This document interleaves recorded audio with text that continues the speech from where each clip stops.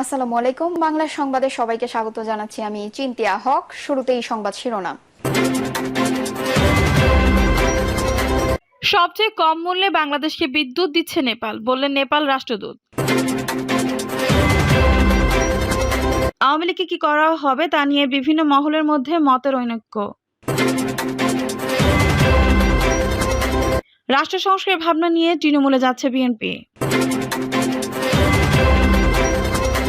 এবং সর্বশেষে জানাবো ৮ কর্মকর্তার বিরুদ্ধে ১ মাসের মধ্যে তদন্ত শেষ করার নির্দেশ, আয়নাঘরের কসাই জিয়াউল আহসান।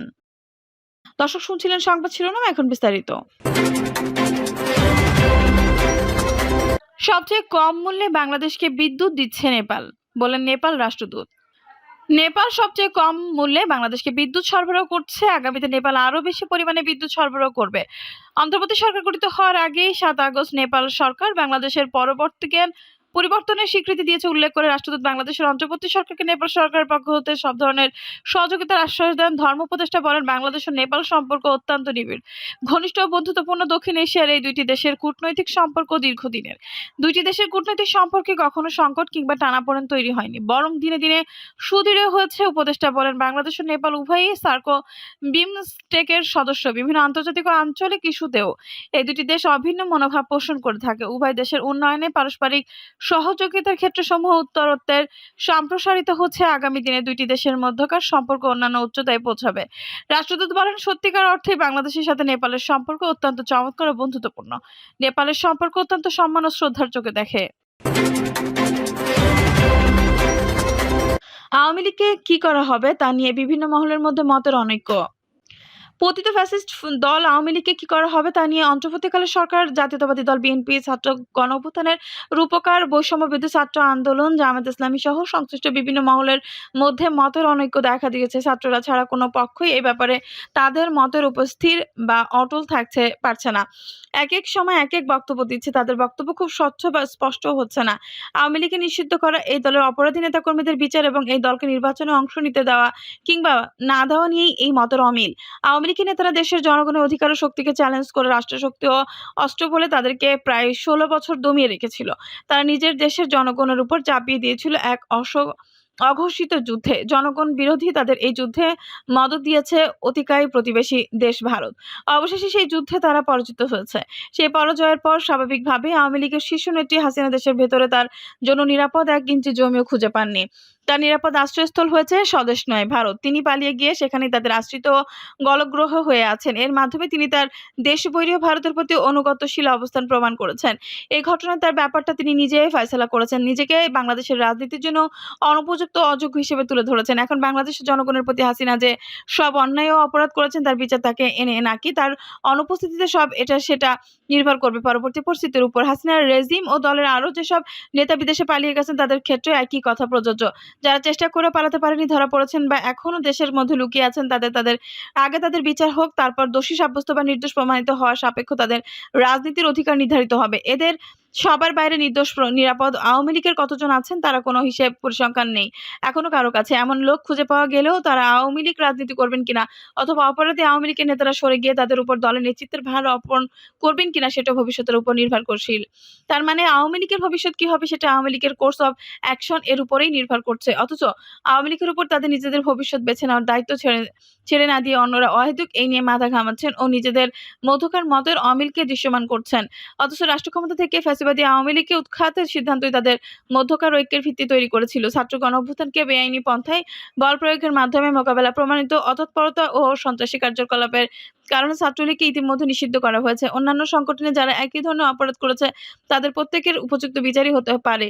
সেসব সংগঠন নিষিদ্ধ করার বিকল্প নির্বাচনের কোনো দল ও ব্যক্তিই প্রতিদ্বন্দ্বিতা করতে পারবে তার শর্তাবলীর সিদ্ধান্ত স্বাধীনতা নির্বাচন কমিশনের হাতেই ছেড়ে দেওয়া উচিত। এক্ষেত্রে রাজনৈতিক বা প্রশাসনিক সিদ্ধান্ত প্রয়োজন নাও হতে পারে। বিএনপি ও অন্য রাজনৈতিক দলগুলো আওয়ামী লীগের বিরুদ্ধে যেসব ইস্যুতে সংগ্রাম নেমেছিল তাদের মধ্যে প্রধান ছিল সুষ্ঠু নির্বাচন। এখনো নির্বাচনে তাদের কাছে রয়ে গেছে অগ্রাধিকার হিসেবে। অন্যদিকে ছাত্ররা রাষ্ট্রের সংস্কারকে বরাবর অগ্রাধিকার অগ্রাধিকার দিয়েছে। উভয় পক্ষের মেলবন্ধ রচনার মাধ্যমে ফ্যাসিবাদ উৎখাতের অভিযান সফল হয়েছে। তাই নির্বাচন ও সংস্কারকে পরস্পরের বিকল্প করার দরকার নেই। নির্বাচন ও সংস্কার দুটোই হতে হবে।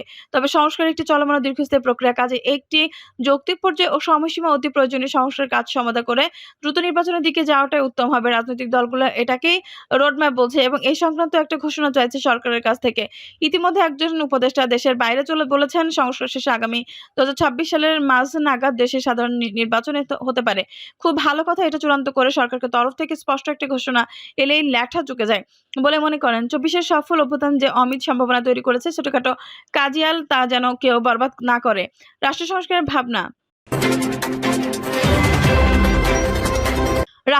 ভাবনা নিয়ে তৃণমূলে যাচ্ছে বিএনপি।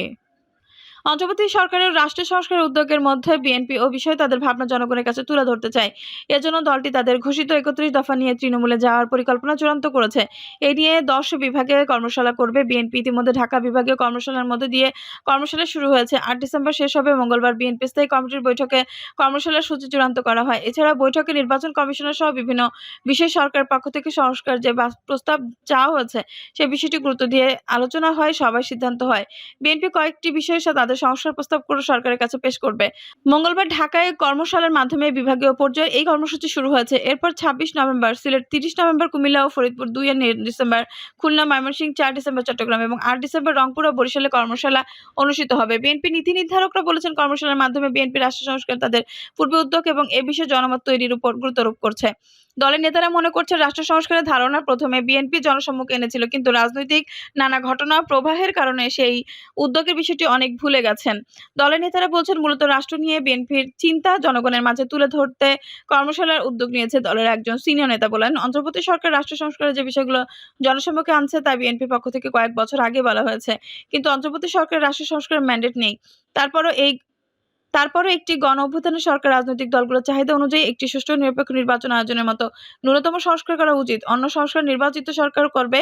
বৈঠকে নির্বাচন কমিশন সংস্কারের উপর গুরুত্ব দিয়ে আলোচনা হয়। দলের নেতারা অভিমত দেন, শুধু নির্বাচন কমিশন সংস্কারের মাধ্যমে একটি সুষ্ঠু অবাধ নির্বাচনের পরিবেশ তৈরি করা যেতে পারে। এ বিষয়ের পর জোর দিয়ে দলটি তাদের সংস্কারের প্রস্তাব পেশ করবে। ৮ কর্মকর্তার বিরুদ্ধে ১ মাসের মধ্যে তদন্ত শেষ করার নির্দেশ আয়নাঘরের কসাই Ziaul Ahsan. National telecommunication monitoring centre NTMC সাবেক মহাপরিচালক জিয়াউল আহসানকে বসনিয়া হার্জেগোভিয়ান কসাই রোদোভান কারোজিচের সাথে তুলনা করেছেন। ন্যাশনাল টেলিকমিউনিকেশন মনিটরিং সেন্টারের এনটিএমসির সাবেক মহাপরিচালক জিয়াউল আহসানকে বসনিয়া হার্জেগোভিনার কসাই রাদোভান কারাজিচের সাথে তুলনা করেছেন অন্তর্বর্তী অপরাধ ট্রাইব্যুনালের চিফ প্রসিকিউটর মোহাম্মদ তাজুল ইসলাম। গতকাল বুধবার আন্তর্জাতিক অপরাধ ট্রাইব্যুনালের শুনানিতে তাই এই তুলনা করেন চিফ প্রসিকিউটর। পরে সাংবাদিকদের মোহাম্মদ তাজুল ইসলাম বলেন, জিয়াউল আহসানের বিভিন্ন সময় র্যাবের বিভিন্ন পদে ছিলেন। সর্বশেষ তিনি এনটিএমসির মহাপরিচালক ছিলেন। তিনি বাংলাদেশে গুমের জন্য ধরে নিয়ে গিয়ে পৈশাচিক নির্যাতন, হত্যার পর লাশ ডিসপোজাল করা, এসব কালচারের জনক ছিলেন। আওয়ামী লীগ সরকারের সময় যারা বিরোধী দলে থেকে বিভিন্ন সময় কথা বলার চেষ্টা করেছেন তাদের তিনি একের পর এক পরিকল্পিতভাবে অপহরণ করেছেন, গুম করেছেন, বছরের পর বছর আটকে রেখেছেন। তাদের মধ্যে বহু মানুষ আজও ফিরে আসেননি। তাজুল ইসলাম বলেন, জিয়াউল আহসানের নেতৃত্বে বিএনপি নেতা ইলিয়াসকে গুম করে হত্যা করা হয় বলে আমরা জানতে পেরেছি। এছাড়া নাম না জানা অনেক মানুষকে অপহরণের পর নির্যাতন করা হয়েছে। তার পৈশাচিকতা ৯০-এর দশকে বসনিয়া হার্জেগোভিয়ান সার্ব বাহিনী যে গণহত্যা চালিয়েছিল, যে ধরনের অত্যাচার করেছিল তার সাথে আমরা তুলনা করেছি। বলকানের কসাইয়ের মতো বাংলাদেশের কসাই হিসেবে এই জিয়াউল আহসানের হত্যাকাণ্ড থেকে শুরু করে গুম, নির্যাতনের সব ঘটনার সঙ্গে জড়িত ছিলেন। এদিকে জুলাই আগস্টে গণহত্যার ঘটনার মানবতাবিরোধী অপরাধের অভিযোগে দায়ের করা মামলায় সাবেক পুলিশ প্রধান ও ন্যাশনাল টেলিকমিউনিকেশন মনিটরিং সেন্টার সাবেক মহাপরিচালক ৮ কর্মকর্তার বিরুদ্ধে ১ মাসের মধ্যে তদন্ত শেষ করতে নির্দেশ দিয়েছেন ট্রাইব্যুনাল। একই সঙ্গে তাদের ট্রাইব্যুনালের মামলায় কারাগারে রাখতে নির্দেশ দিয়েছেন আদালত। এই মামলার পরবর্তী শুনানির জন্য আগামী ১৯ ডিসেম্বর দিন ধার্য করা হয়েছে। আন্তর্জাতিক অপরাধ ট্রাইব্যুনালের চেয়ারম্যান বিচারপতি মোহাম্মদ গোলাম মোর্তজা মজুমদারের নেতৃত্বে ৩ সদস্যের ট্রাইব্যুনাল এই আদেশ দেন। আদালতে আবেদনের পক্ষে শুনানি করেন চিফ প্রসিকিউটর মোহাম্মদ তাজুল ইসলাম। এর আগে জুলাই আগস্টে গণহত্যার ঘটনায় ৮ কর্মকর্তাকে গ্রেপ্তার দেখানো হয়। তার আগে প্রিজন ভ্যানে করে তাদের ট্রাইব্যুনালে হাজির করা হয়। ৮ কর্মকর্তা হলেন সাবেক পুলিশ সাধারণ প্রধান চৌধুরী আব্দুল্লাহ আল মামুন, এনটিএমসির সাবেক মহাপরিচালক মেজর জেনারেল অব জিয়াউল আহসান, ঢাকা জেলার সাবেক পুলিশ সুপার মোহাম্মদ আব্দুল্লাহ আল কাফি, ডিএমপির মিরপুর জোনের সাবেক ডিসি মোহাম্মদ জসিমউদ্দিন মোল্লা, ঢাকা সাবেক অতিরিক্ত police super Savar circle Mohammad Shahidul Islam, Jatrabari থানার সাবেক ওসি আবুল হাসান, গুলশান থানার সাবেক ওসি মাজহারুল হক এবং ঢাকা উত্তর ডিবির সাবেক মহাপরিদর্শক মোহাম্মদ আরাফাত হোসেন। গত ২৭ অক্টোবর আন্তর্জাতিক অপরাধ ট্রাইব্যুনালের চেয়ারম্যান বিচারপতি মোহাম্মদ গোলাম মুর্তজা মজুমদারের নেতৃত্বে ৩ সদস্যের ট্রাইব্যুনাল প্রসিকিউশনের আবেদন মঞ্জুর করে এই ৮ কর্মকর্তাকে ট্রাইব্যুনালে হাজির করতে নির্দেশ দেন। ওই আদেশে পুলিশের সাবেক মোট ১৭ কর্মকর্তার বিরুদ্ধে মানবতাবিরোধী অপরাধের মামলায় গ্রেপ্তারি পরোয়ানা জারি করে তাদের আন্তর্জাতিক অপরাধ ট্রাইব্যুনালে হাজির নির্দেশ দেওয়া হয়। এর মধ্যে যারা গ্রেপ্তার রয়েছেন তাদের ট্রাইব্যুনালে আনা হয়। দর্শক, এই ছিল এখনকার সর্বশেষ সংবাদ। নিউজটি ভালো লাগলে অবশ্যই একটা লাইক দিন, কমেন্টে আপনার মূল্যবান মতামত জানান। সবসময় আমাদের পাশে থাকতে সাবস্ক্রাইব করে বেল বাটনটি অন করে রাখুন। ধন্যবাদ।